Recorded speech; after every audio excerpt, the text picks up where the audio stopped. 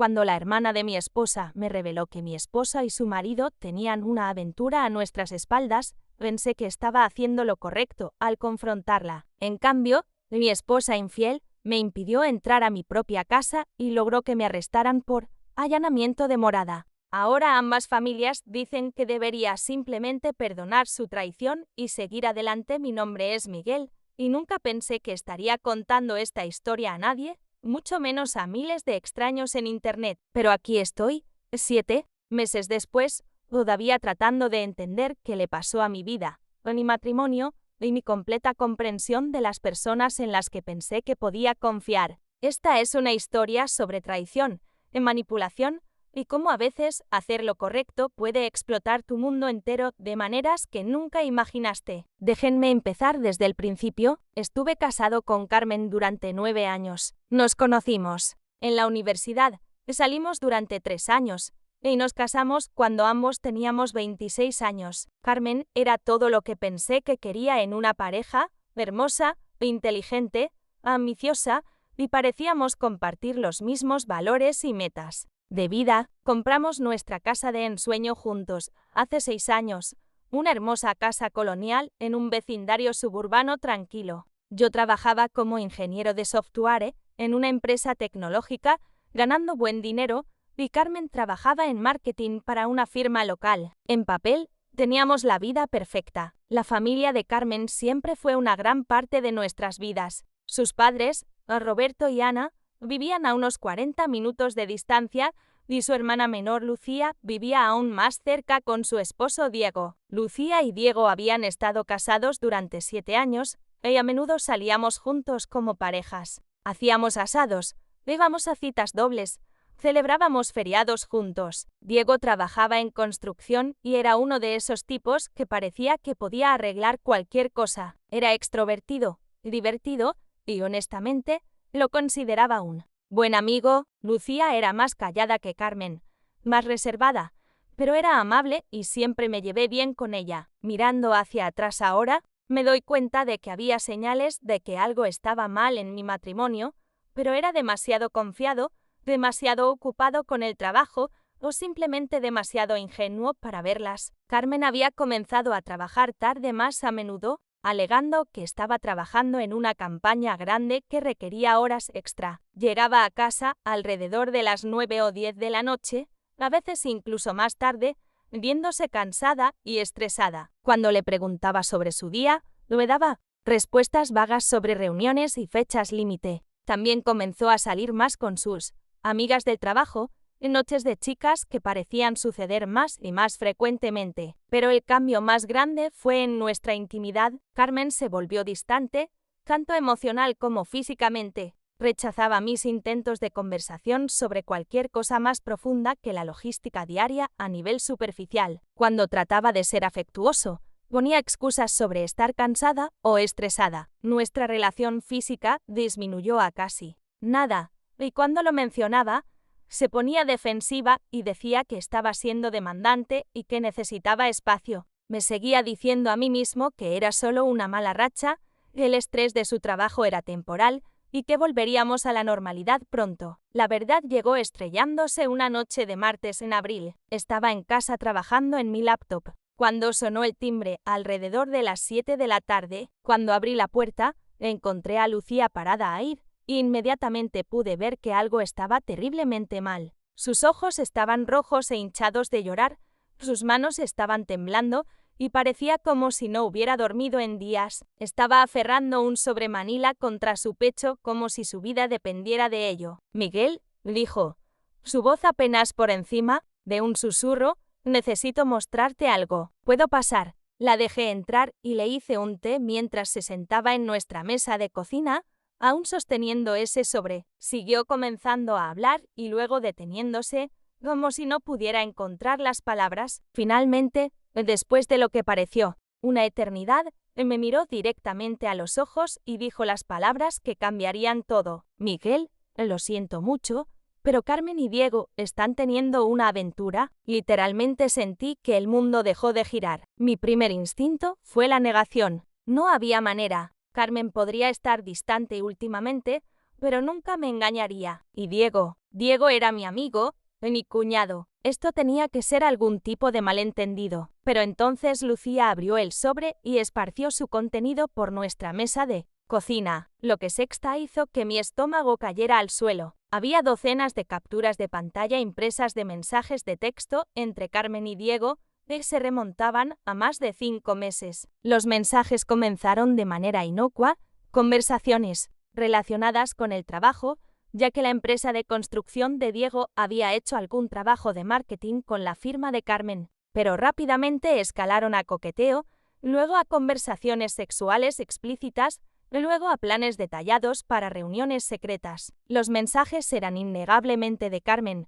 Reconocí su estilo de escritura, sus expresiones e incluso la forma en que abreviaba ciertas palabras, y las respuestas de Diego eran igualmente inconfundibles. Se habían estado encontrando en hoteles durante las noches de trabajo tarde de Carmen. Habían estado juntos durante varias de las noches de chicas de Carmen. Incluso habían sido íntimos en nuestra casa cuando yo estaba fuera de la ciudad en viajes de negocios. Lucía también había imprimido estados de cuenta de tarjetas de crédito que mostraban cargos de hotel en días cuando Diego afirmaba estar trabajando tarde, registros telefónicos que mostraban cientos de llamadas y mensajes de texto entre ellos, e incluso algunas fotos. No entraré en detalles sobre las fotos, pero no dejaron lugar a dudas sobre lo que estaba pasando. ¿Cuánto tiempo lo has sabido?, le pregunté a Lucía, mi voz sonando extraña y distante incluso para mis propios oídos. Sospeché algo durante aproximadamente 7 semanas, dijo, secándose los ojos. Diego había estado actuando raro, reservado, siempre en su teléfono. Al principio, pensé que tal vez estaba planeando una sorpresa para mi cumpleaños o algo así, pero luego noté cargos en nuestra tarjeta de crédito que no tenían sentido. Cuando lo confronté al respecto, se enojó y se puso defensivo de una manera que no era como él. Así que comencé a prestar más atención y eventualmente encontré mensajes en su teléfono. Lucía me dijo que había estado luchando con qué hacer, amaba a Diego a pesar de su traición, y parte de ella quería tratar de arreglar las cosas en silencio sin involucrarme, pero dijo que no podía vivir consigo misma sabiendo que yo estaba siendo engañado mientras todos los demás conocían la verdad. Mereces saber, Miguel, dijo, eres un buen hombre y no mereces vivir una mentira. Después de que Lucía se fue, me senté solo en mi cocina mirando la evidencia esparcida por la mesa. Me sentí entumecido,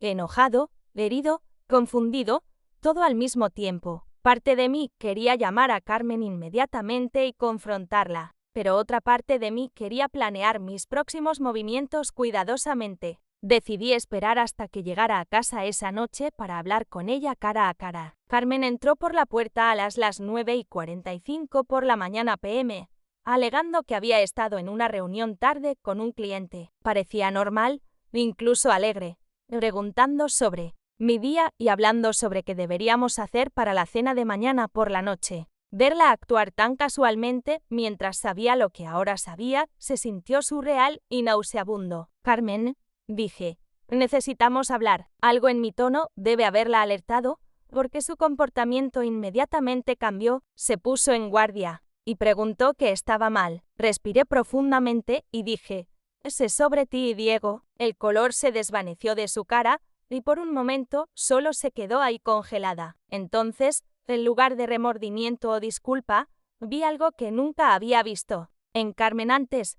Cálculo frío. No sé de qué estás hablando, dijo, pero su voz estaba temblorosa. Le mostré la evidencia que Lucía había traído. Observé mientras Carmen revisaba los mensajes, las fotos, los estados de cuenta de tarjetas de crédito. Esperaba que se derrumbara, que se disculpara, que rogara por perdón, que mostrara algún tipo de remordimiento por lo que había hecho a nuestro matrimonio. En cambio, la expresión de Carmen se endureció. Me miró con ojos que apenas reconocí y dijo, ¿dónde conseguiste esto? Ese no es el punto, Carmen. El punto es que me has estado engañando durante meses con el esposo de tu hermana. ¿Cómo pudiste hacernos esto a nosotros? ¿Cómo pudiste hacerle esto a Lucía? Lo que pasó después todavía me sorprende. Carmen no lo negó, no se disculpó. En cambio, pasó al ataque. No tienes derecho a espiarme, dijo, su voz volviéndose más fuerte. No tienes derecho a invadir mi privacidad. Tu privacidad.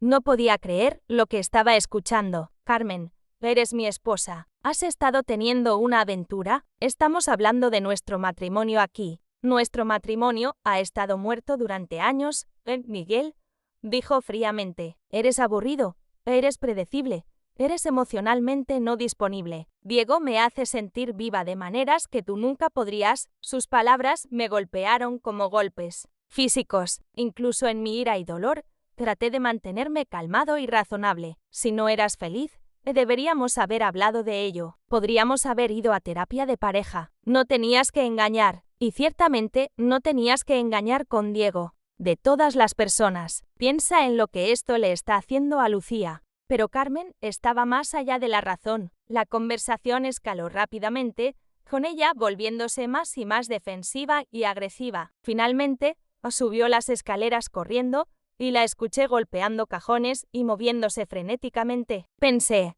que tal vez estaba empacando para irse, lo que honestamente habría sido un alivio en ese momento. Estaba exhausto, emocionalmente agotado, y necesitaba espacio para pensar sobre qué venía después. Decidí dar un paseo por el vecindario para aclarar mi mente y descubrir mis próximos pasos. Cuando regresé aproximadamente una hora después, encontré que Carmen había cambiado todas las cerraduras de nuestra casa, cada una sola, puerta principal, puerta trasera, o puerta lateral del garaje. Mis llaves no funcionaban en ninguna parte. Podía ver luces encendidas adentro y el auto de Carmen en el camino de entrada, pero no podía entrar a mi propia casa. Toqué la puerta y grité su nombre, pero no respondió. Traté de llamar a su teléfono, pero fue directo al buzón de voz. Incluso traté de tirar piedrecitas a la ventana de nuestro dormitorio como algún tipo de adolescente, pero nada, estaba cerrado fuera de la casa por la que había estado pagando la hipoteca durante 6 años,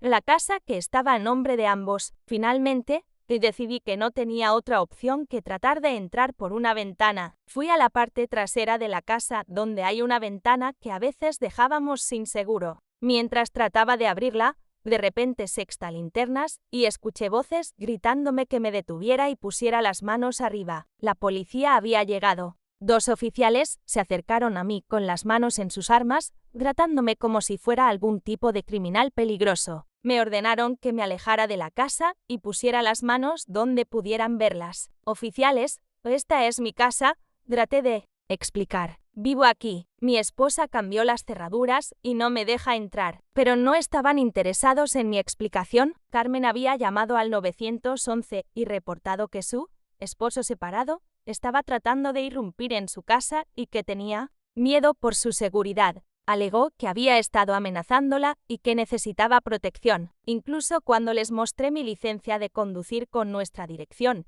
incluso cuando traté de explicar que había estado viviendo allí durante 6 años y pagando la hipoteca. Los oficiales dijeron que era una disputa doméstica y que necesitaba encontrar otro lugar donde quedarme esa noche. Dijeron que podía resolverlo con un abogado, pero que por ahora Carmen tenía derecho a sentirse segura en su casa. Terminé pasando la noche en un hotel, sintiendo como si estuviera viviendo en algún tipo de pesadilla. A la mañana siguiente, llamé a un abogado, pensando que todo esto se resolvería rápidamente. Después de todo, era mi casa también. Mi nombre estaba en la escritura y la hipoteca. Seguramente tenía derecho a entrar a mi propia casa. Pero el sistema legal no funciona tan rápida o lógicamente como podrías pensar. Mi abogado explicó que en situaciones domésticas, la policía y los tribunales tienden a errar del lado de proteger a quien alegue sentirse amenazado, independientemente de la propiedad, porque Carmen había llamado primero a la policía y,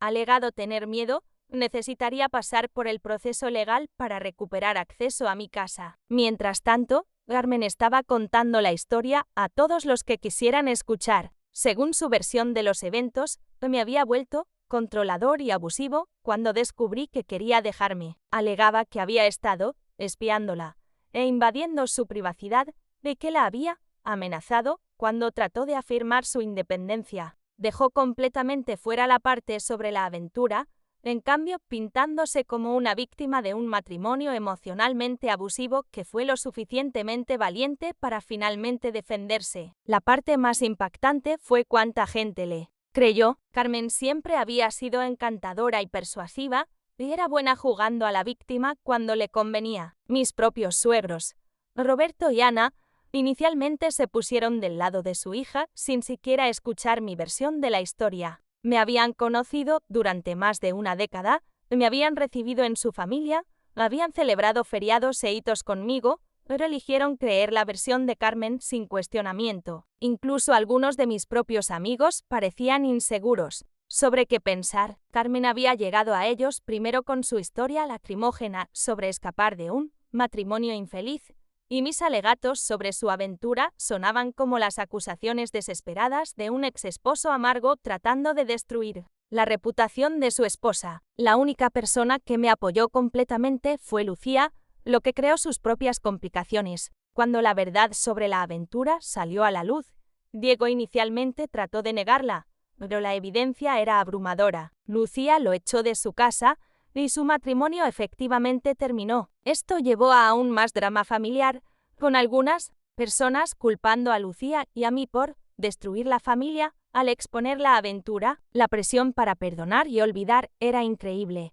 Roberto y Ana, una vez que finalmente aceptaron que la aventura realmente había pasado, sugirieron que tal vez podríamos todos trabajar esto como familia. Dijeron que Carmen había cometido un error, pero que todavía era su hija y mi esposa, y que tal vez podríamos ir a terapia y reconstruir nuestro matrimonio más fuerte que antes. La gente comete errores, Miguel? Me dijo Ana durante una conversación particularmente frustrante. Carmen te ama, y Diego solo estaba pasando por una crisis de mediana edad. No tiras 9 años de matrimonio por un error. Un error. Estaban llamando a una aventura de meses que había involucrado planificación detallada, mentir y traición un error, como si Carmen hubiera accidentalmente chocado el auto de alguien en un estacionamiento. Mis propios padres, que inicialmente habían sido solidarios, eventualmente comenzaron a sugerir que tal vez debería considerar el perdón también. Se preocupaban por mí estando solo, sobre empezar de nuevo en mis últimos 30, sobre los costos financieros y emocionales de un divorcio. Siguieron diciendo cosas como, el matrimonio requiere trabajo, y nadie es perfecto, y arrepentirás si dejas que el orgullo destruya tu matrimonio. Incluso mi abogada, mientras profesionalmente obligada a representar mis intereses, parecía pensar que debería considerar la reconciliación. Señaló que el divorcio sería costoso y complicado, especialmente con la casa y nuestros bienes compartidos, y que Carmen parecía dispuesta a arreglar las cosas si yo estaba abierto a la terapia. Pero aquí está la cosa que nadie parecía entender. Esto no se trataba solo de la aventura, tan devastadora como eso fue. Se trataba de cómo Carmen había reaccionado cuando fue confrontada con su traición. En lugar de remordimiento, había mostrado manipulación. En lugar de tomar responsabilidad, había jugado a la víctima. En lugar de respeto por nuestro hogar, compartido e historia, y me había cerrado fuera y llamado a la policía como si fuera algún tipo de extraño peligroso. La mujer que había hecho todo esto no era la mujer con la que me había casado, o tal vez lo era, y había estado demasiado ciego para ver su verdadero carácter. De cualquier manera, no podía imaginar nunca volver a confiar en ella, mucho menos ser íntimo con ella o construir una vida juntos. Las batallas legales se arrastraron durante meses. Eventualmente pude obtener una orden judicial que me permitía volver a la casa, pero para entonces Carmen había mudado la mayoría de sus pertenencias. También había hecho algún daño financiero, cerrando cuentas conjuntas, acumulando deuda de tarjetas de crédito e incluso sacando un préstamo contra la casa sin mi conocimiento. Mi abogada dijo que estas acciones en realidad fortalecían mi posición en los procedimientos de divorcio, ya que demostraban mala fe de parte de Carmen, pero el daño emocional ya estaba hecho. El estrés de la situación afectó mi trabajo, mi salud y mis relaciones con amigos y familia. Perdí peso, tuve problemas para dormir y me encontré constantemente repasando eventos en mi mente, preguntándome qué podría haber hecho diferentemente. La peor parte era la presión continua de ambas familias para reconciliarme. Incluso después de todo el drama legal, e incluso después de la manipulación financiera, e incluso después de que Carmen se había mudado con Diego, quien había dejado a Lucía y ahora estaba abiertamente en una relación con mi pronto a ser ex-esposa. La gente todavía sugería que tal vez podríamos arreglar las cosas. Carmen se da cuenta de que cometió un error enorme, me dijo Ana durante una de sus llamadas periódicas. Ha estado preguntando por ti, preguntándose si estarías abierto a hablar. Sabe que manejo las cosas mal, pero manejar las cosas mal era una subestimación tan masiva que habría sido ridícula si no fuera tan dolorosa. Carmen no había solo manejado las cosas mal, había traicionado nuestros votos matrimoniales, me había mentido durante meses, había manipulado la situación cuando fue atrapada, y luego había tratado de pintarme como un esposo abusivo para justificar sus acciones. A través de todo esto, Lucía permaneció como mi única aliada en la familia. Su matrimonio con Diego había terminado y estaba pasando por su propio divorcio. Difícil. Nos apoyamos mutuamente a través de los procedimientos legales y el drama familiar, y estaba agradecido de tener a alguien que entendiera lo que se sentía ser traicionado por alguien en quien confiabas completamente.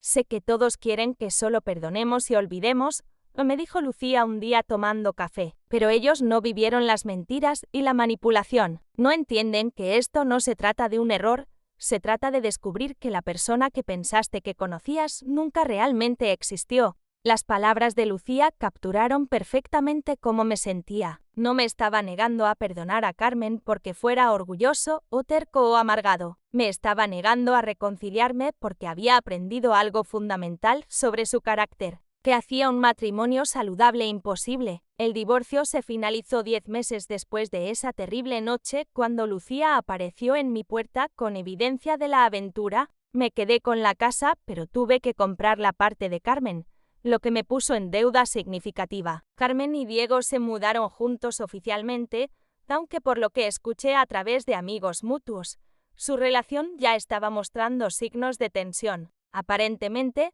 las relaciones construidas sobre engaño y traición no tienden a tener bases fuertes. Todavía estoy lidiando con las consecuencias de todo esto. Estoy en terapia, tratando de reconstruir mi capacidad de confiar en la gente y formar relaciones saludables. He tenido que distanciarme de algunos miembros de la familia y amigos que no pudieron aceptar mi decisión de no reconciliarme con Carmen. Ha sido solitario y difícil, pero también liberador en algunas maneras. Mirando hacia atrás, me alegra que Lucía haya tenido el valor de mostrarme la verdad, aunque esa verdad destruyó mi matrimonio y causó enorme drama familiar. Vivir en ignorancia podría haber sido más cómodo a corto plazo, pero no habría sido una vida real. Merecía mejor que un matrimonio construido sobre mentiras, y lentamente estoy construyendo una nueva vida basada en honestidad y autorrespeto. La presión para perdonar continúa incluso ahora. Solo el mes pasado, Roberto me contactó para decirme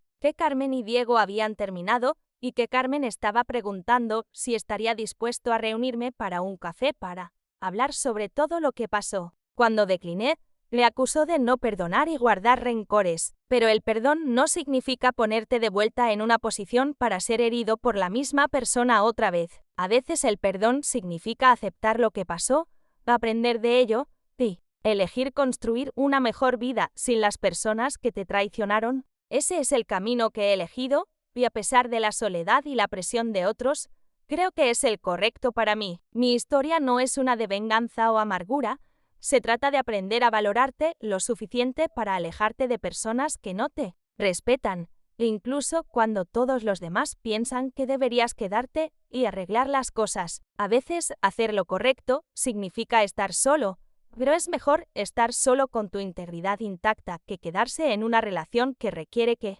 comprometas tu autoestima.